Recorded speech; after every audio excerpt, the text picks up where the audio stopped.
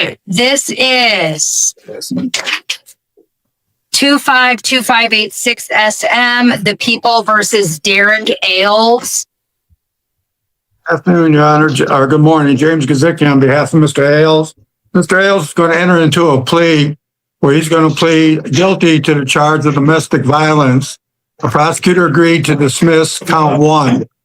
And as the following conditions, there'll be batter's counseling, contact for the children only, and substance abuse evaluation and treatment as directed and any other terms set by the court. Sir, you understand that? Yes, ma'am. And you understand these are sentencing recommendations or conditions that the prosecutor's requesting as part of your sentence, but you understand you can have more added. When you Welcome back to the courtroom, and buckle up, because today we're diving into 2 explosive cases back to back. First up, we've got the People versus Darren Ailes, a domestic violence charge where the defendant is ready to plead guilty. But here's the twist, he's not just pleading guilty, he's negotiating what his punishment will look like while juggling 2 jobs, kids, and family responsibilities. The judge is about to test how much real-world struggles weigh against strict courtroom rules.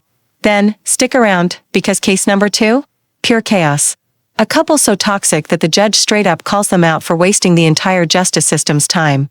Oh, and if you think no contact order means no contact, you're about to see what happens when people treat that rule like a suggestion. Let's break it all down. with probation will write up a recommendation, and it might include things other than the things that Mr. Gazicki just listed. Do you understand that?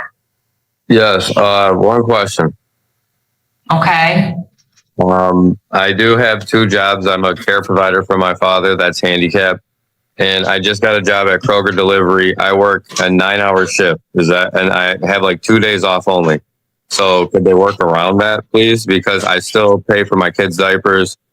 I pay rent. I pay everything for them.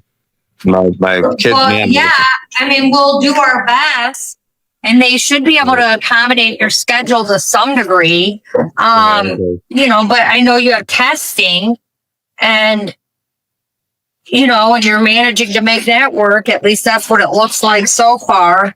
But I mean, we'll do our best to accommodate that. Okay. All right, and I see Miss LePage is present. So, sir, this plea is being taken for 12 months. You would not be eligible for early termination, and it's being taken under 7694.A. That statute says that if you plea, it would be a non-public record if you comply with all of the terms of your probation. You understand that? Yeah. And did you go over your constitutional rights to your attorney that are outlined on this advice of rights form? Yeah. Did you understand your rights? Yes, ma'am. And did you give your attorney permission to sign this form on your behalf? Yes, ma'am.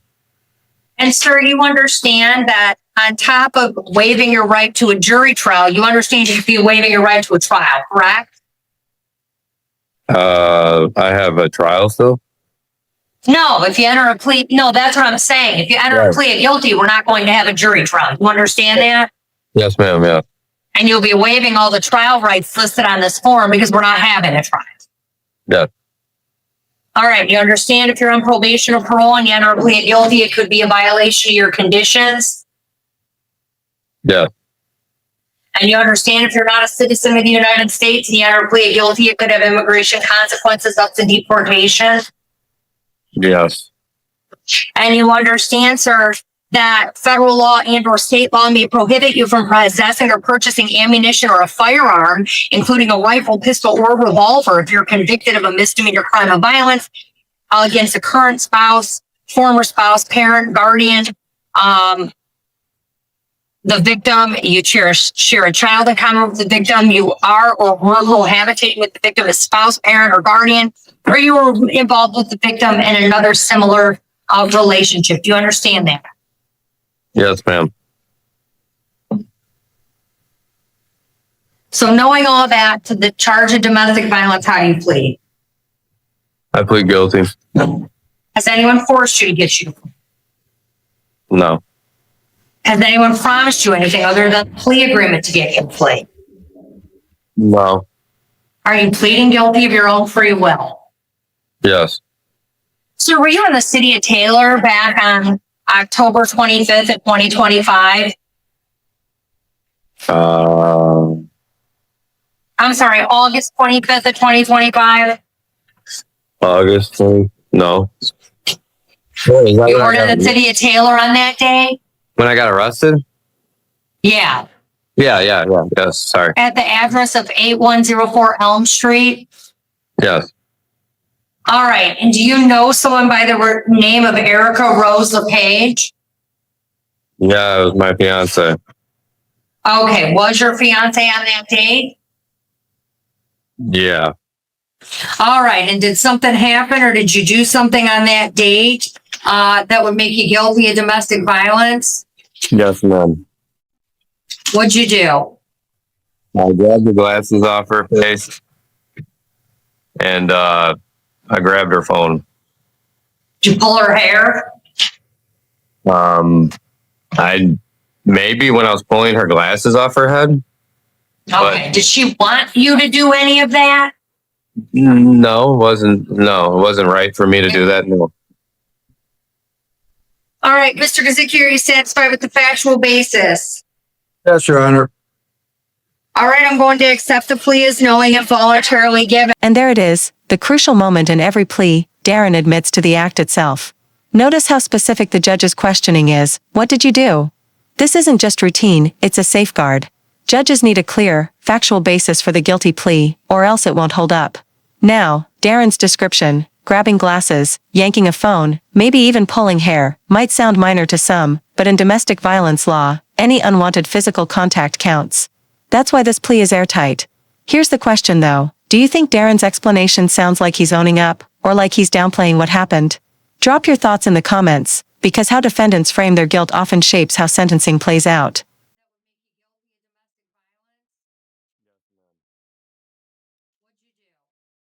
And sir, you'll meet with the probation department. The probation department is going to contact you for a pre-sentence interview.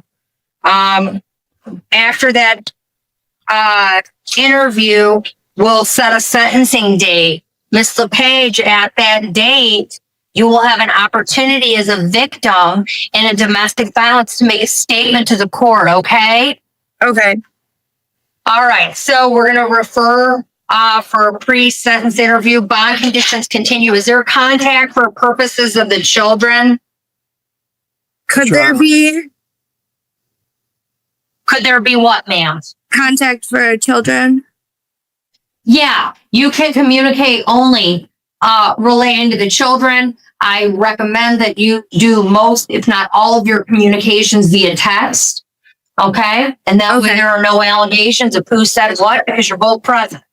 Okay. Or it's in writing. Got it? Got it. All right, Mr. Ailes, we'll see you soon. You're going to hear from probation after they interview you. We'll set a sentencing date. All right. Thank you. All right, we're all set. Bond continues with that amendment, that contact for children only. All right. All right, we're all set. Okay. Thank you. Okay. Thank you. Your Honor. All Have right, a good we're all set. Thank you. Yeah. What? Wait, who are we hearing? Whose violations today? All right. Oh, Mr. Verdude, you're here to cause some trouble, I see. This is 250941, the People versus Jessica Glass, Jazerski. All right, go ahead, counsel. James Gazicki, from the Atkins, Jazerski. I just received a file today and, she's gone over her rights. There's no question regarding her rights, but we're requesting a hearing in this matter. I'm asking the court for an adjournment so I can review the file. It'll be brought up today in this matter. All right, well, where you should start is you should ask Ms. Wagman to play you the audio of a call that was submitted to her where Ms. Wagman contacted the defendant about not having any contact yet again with the complaining witness. Right. And she hung up with him and then immediately called the complaining witness and had a phone call based on her call with Aaron. That might be a good, I'll adjourn it, Mr. Gizicki. I'm just telling you that way you don't have to go into it too much. You could just listen to that call. She has a no contact order. How many times do I have to tell you that? How many times? I understand you. No, you don't understand. Because no, and what did I tell you? What did I tell you when he calls you? What did I say? Did he not? And what'd you do? Instead, talk. Yeah. You are not supposed to be talking to him by my court order. And this is the second time I've seen you. And the last time I said, this is ridiculous. Don't cry not. Last time I said, this is ridiculous because he's contacting her and these two are going back and forth. And then I counseled you and said, do not respond to him. If you respond to him, I'm going to put you in jail. There's no contact. And you can't listen. I mean, you can't. And Mr. Burduke, don't think you're cute because I'll see you next week on a violation. Am I seeing him this week? No, he'll be here next week. He'll be here next week. You two are toxic. And this is what's irritating me. You're wasting time on the criminal justice system's time on whatever you two have going on between you. You're wasting the time of the courts. You're using the criminal justice system. Mr. Burduke, I'm looking at you. You're using the criminal justice system to deal with your two little petty problems. That's what you're doing. And I'm tired of it. And what's becoming clear to me is that maybe probation's not suitable for either of you on your cases. And maybe it'd be best if you just do your jail time and we get this over with. Because I am not going to play this game. I'm not going to ask Miss Wagaman to play this game for much longer. This is it. So we'll set it for a hearing.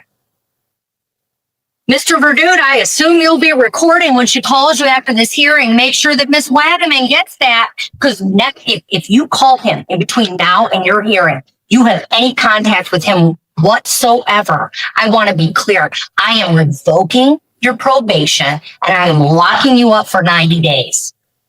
One time. Do you understand me? I understand. Are you sure? I'm sure. One time. If she gets one thing that is from right now at this moment, at what time is it?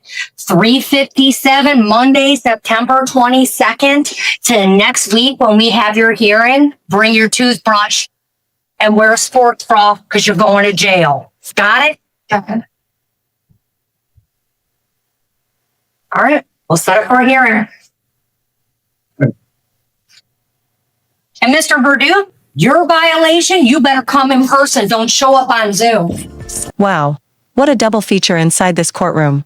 Let's break it down. In Darren L's case, the guilty plea means probation, strict counseling, and a chance at avoiding a permanent criminal record if he follows every condition. But in sharp contrast, Jessica Glass and Mr. Verdude, the judge wasn't having it. She flat out called them toxic and made it crystal clear. One slip, one phone call, one text, and Jessica is headed straight to jail for 90 days, toothbrush and all. These two cases show the full spectrum of how judges handle accountability, balancing second chances with zero tolerance. Now, here's where I want your take. Was the judge too harsh with Jessica, or exactly right to lay down the hammer? Let us know in the comments. And if you found this courtroom clash as jaw-dropping as we did, make sure to hit that like button, share this video, and don't forget to subscribe for more shocking courtroom breakdowns.